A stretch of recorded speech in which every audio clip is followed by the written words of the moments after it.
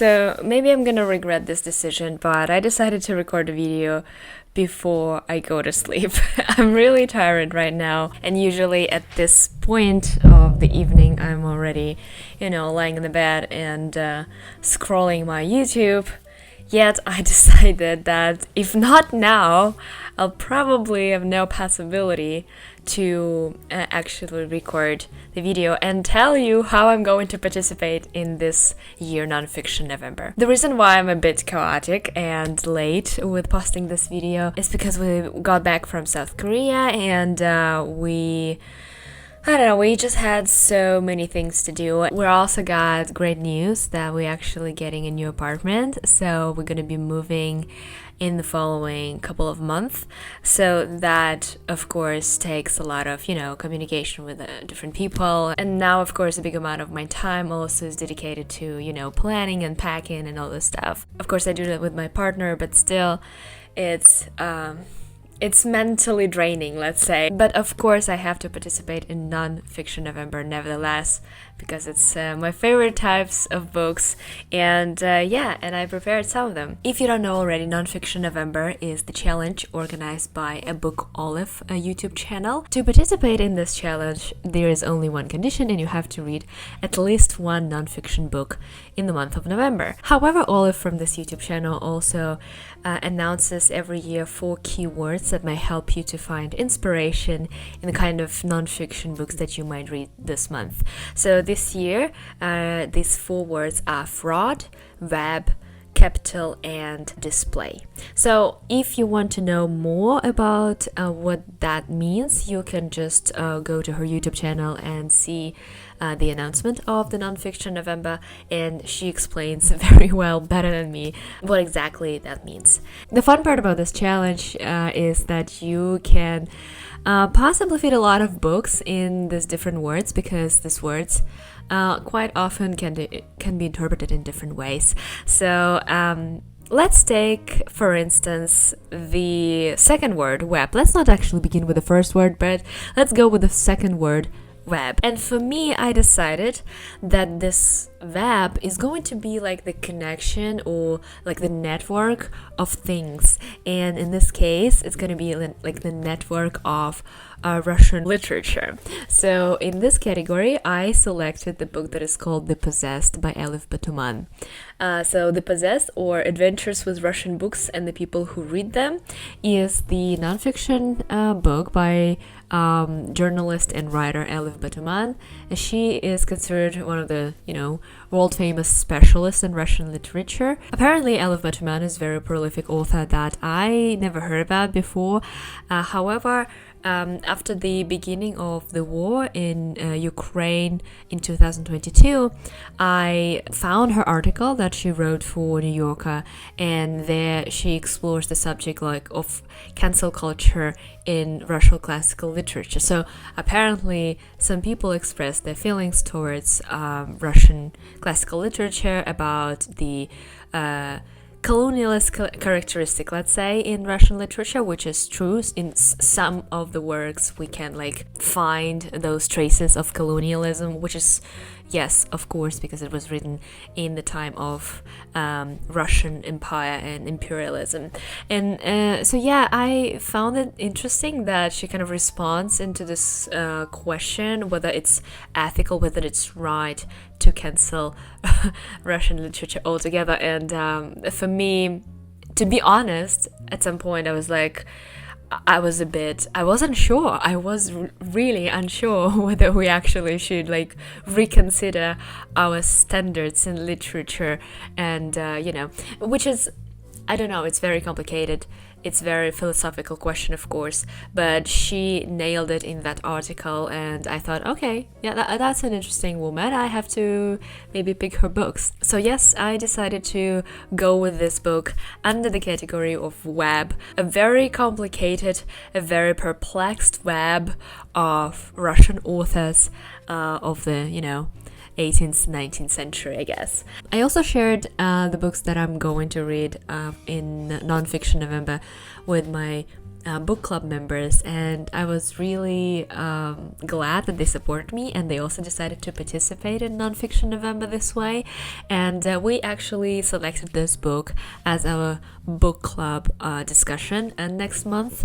So yeah, I'm really excited not just to read Elif Batuman finally, because again, apparently she's a very famous, prolific and important author of our times, but also because we're going to discuss that. And I have to admit, sometimes these books that I read alone, they're kind of, they're fine, but then when you go to the book club and when you discuss it with people, you actually kind of unveil all these different interesting parts, which actually happened with the last novel that we selected for the book club. But I'll leave it for the next video because I don't want to combine my Nonfiction November TBR with my wrap-up video for October.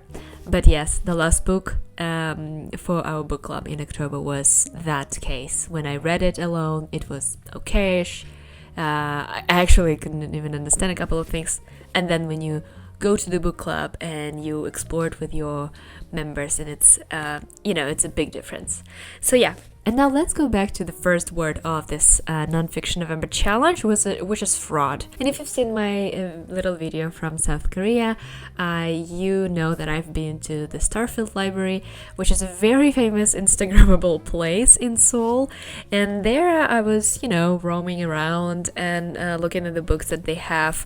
I couldn't understand much because the majority of the books, and I would say 98% of the books, were in Korean. However, some of them were obviously translated works, and I recognized, a couple of them and a couple of covers. And yes, I've seen this book. I've seen the book that is called Milk, A 10,000-Year Food Fracas by Mark Kurlansky. Mark Kurlansky is also a very prolific nonfiction writer. He's a journalist and author, and he wrote several nonfiction books about different subjects, and that's I find particularly significant because, it's logical to be a specialist in one particular subject and, write books about it. But then, some people are interested in different topics and they pick it up and they dive deep into the history of it, and they execute very well written works. And I think this is the case. So I heard only good things about Mark Kurlansky. Again, Elif from a book Elif, I think she reads one of his books as well this month. And also I've heard about his other book, which is called Salt, on one of the podcasts that I absolutely love and appreciate, and I trust them with my heart. So it sounded as a great idea to pick his book, and that's what I did. So I purchased this one, and I actually started it already, and I more than half of the book through, so I'm kind of finishing already. It's a good book. Okay, let's say I'm not gonna jump into conclusions. In the beginning, it was very let's say boring, and some historical facts he writes very very dry, let's say. And I understand in history sometimes it's better to be safe and just write how it happened and what we know, but I would expect more history unveiling before my eyes, so that probably fails in this book. But at the same time, this book is packed with interesting facts that I never thought of, that I never paid attention to.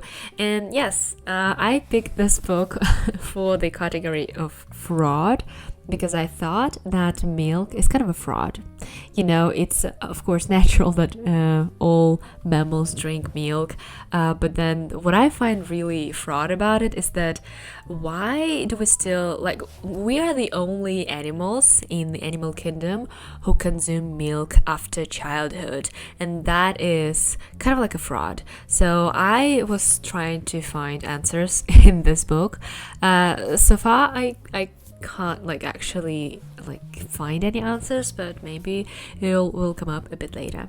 Anyway, so I'm enjoying this book, of course, because it's nonfiction, and yes, and I will continue reading it. this week. For the third keyword, which is capital in the Nonfiction November challenge, I decided to follow Elif's recommendation and selected kind of like a country, because sometimes we refer to the countries by the name of their capitals. And this time I traveled to Kiev and to Ukraine, and I selected, please, forgive me for this cover. I received like a damaged book, I guess, but anyways. So this is the book that is called Ukraine in Histories and Stories, essays by Ukrainian intellectuals. So this book was recommended to me as one of the books to read in order to, learn about Ukrainian history and the situations that are, unveiling right now in that region. So of course, I'm very interested in that conflict. I'm really interested in what people have to say. I'm interested and I'm invested in their voices. So obviously, I decided to pick this book up. Yes, as I said, unfortunately, I got like a little bit slightly damaged book, but I think it's okay. I think it will be loved anyways. So yeah, this is the book for my third category, for my third keyword, and the last one, which is display. And I got so excited when I heard this word from Elif, because I felt that this word belongs to me and to my channel, because I had a lot of books in my mind that I could read about museums. For example, I still have here, for example, one that is called Merchants and Masterpieces, the story of the Metropolitan Museum of Art by Kelvin Tompkins. Kelvin Tompkins wrote a lot of books on like art and art history. Very accessible, not like academic books.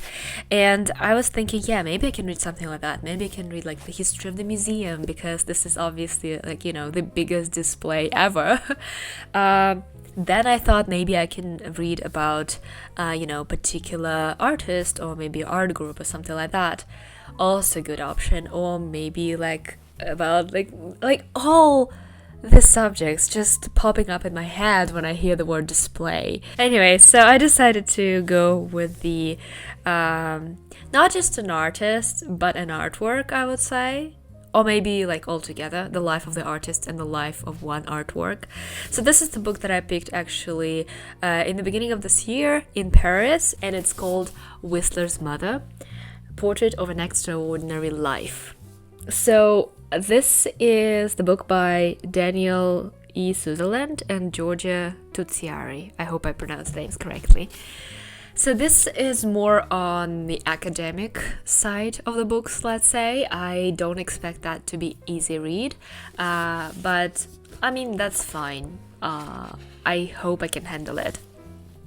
I'm not sure what it is about. Maybe it's not even about the artwork, but rather about the life of the woman that we can see on this very famous artwork by Whistler. So we will see about that, and I will report you when I finish the book, if ever. Anyways, so this is it for my TBR. I'm very modest this year because, again, it's just so many things to do. We need to plan our, moving day and all the stuff. And I'm really excited because moving to a new apartment for me also means that I have finally an opportunity to build my, beautiful library. Because nowadays it's very chaotic. The books like everywhere, and it's not structured in any way. It like roughly structured. And if you want, I can actually make a video about like moving all the books and showing you my library. Heck yeah, I don't even need to ask you. I'm actually gonna make it. I'm gonna make this video. Even if you're not gonna watch it, I'm gonna, keep it for myself. So yeah, thank you very much for watching this video. I hope you enjoyed it. I hope you enjoyed the selection of my books, and I hope you participate in this challenge as well. Remember, there's just one condition: to read at least one nonfiction book this month. So yeah, it's that easy. So yeah, thank you very much once again, and I hope I'll see you very, very soon. Bye!